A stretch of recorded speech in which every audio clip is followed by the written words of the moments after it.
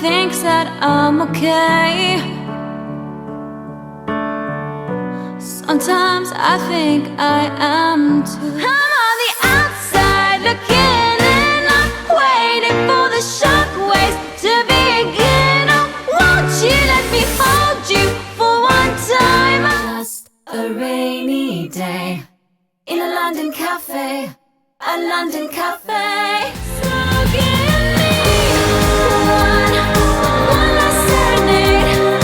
Say to me or swear at me till the night turns into day. And it was a shame when daylight faded, because we didn't notice at all. About a year ago, my daughter tells me that she's going out on a date with some guy that she met online. That was the last time that I saw him. Hello, I'm Sophia Jessica, and welcome to the Fan Carpet. How have you been? It's been a while since we spoke. I know. I've been very good. I mean, listen, I'm still in LA. I think there are a lot of people that come and go, and I'm still here. What was it about this hunt club that made you say, yeah, well, I need to make this film?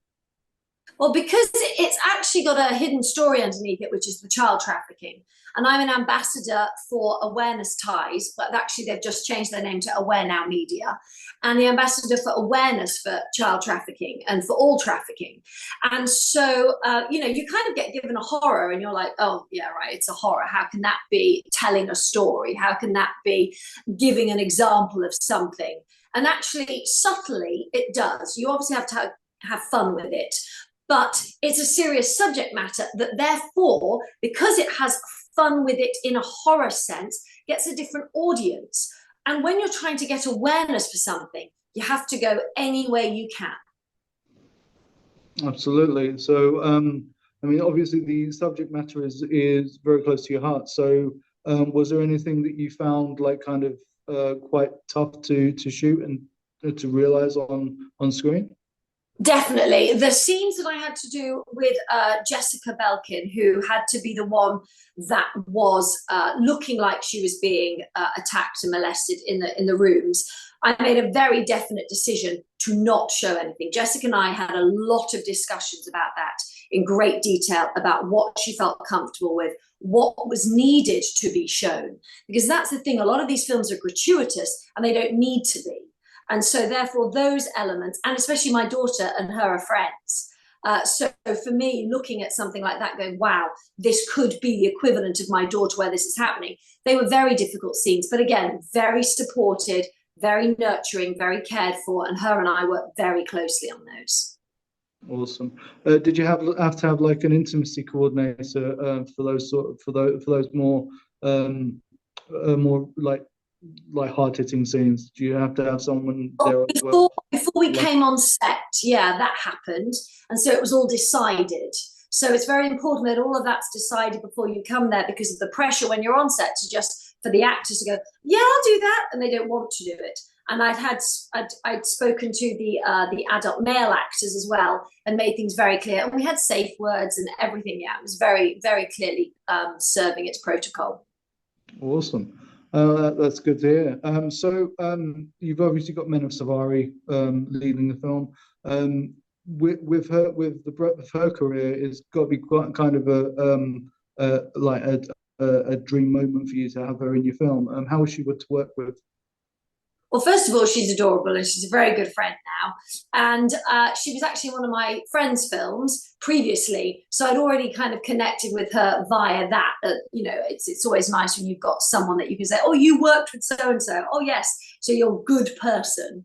And she was totally dedicated. I mean, I've never actually seen an actress so dedicated to understanding story, making sure things made sense. In fact, all of the actors in it were like that, all the females especially, because they had such strong leads, those three of them. But she is, she's a mother. She got it. Her scene where she broke down and found the bracelet from her daughter, understanding what that meant, and then that shift, she was a true professional. Awesome. Yeah, I've never heard anything different, to be honest. No. So and then on the flip side, you've got Mickey Rourke as well in the film, haven't you? So how was he to work with? Because he's kind of a legend in his own right as well. He is a legend, and he was only actually there for a couple of days. So we kind of came in, we got all his scenes shot, and it was quite funny because there was one moment where we knew that we needed to move a location to be closer to the other one in order to make our days. So there was a lot of shifting around, but yeah, a total legend.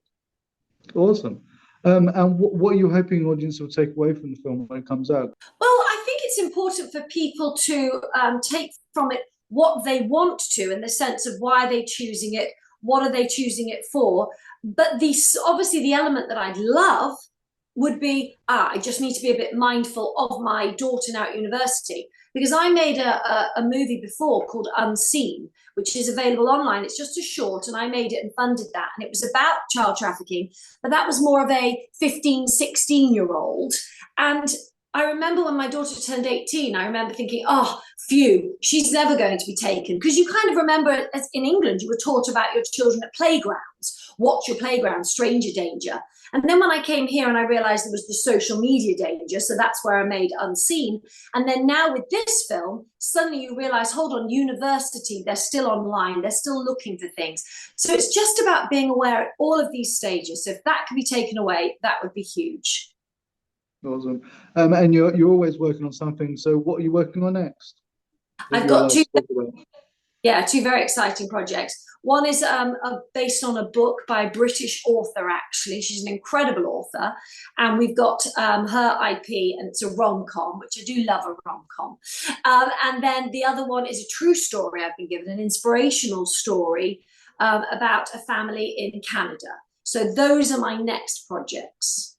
Awesome. Well, we look forward to both of those. And Elizabeth, it's always a pleasure to talk to you.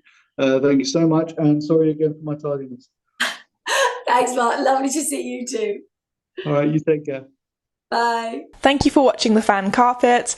Please follow us on Facebook, Twitter and Instagram for more content next time.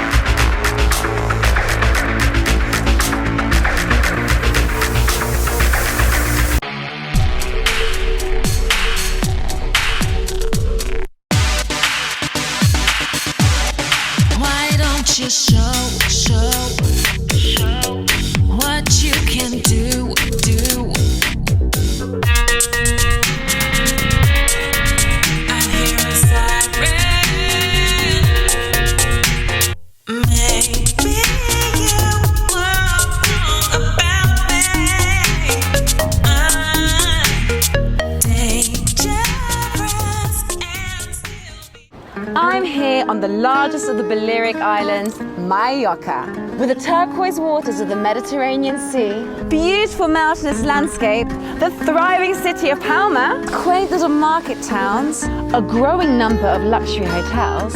It's no surprise that the likes of Audrey Hepburn and Elizabeth Taylor like to holiday here. So come and join me as I take you round Mallorca.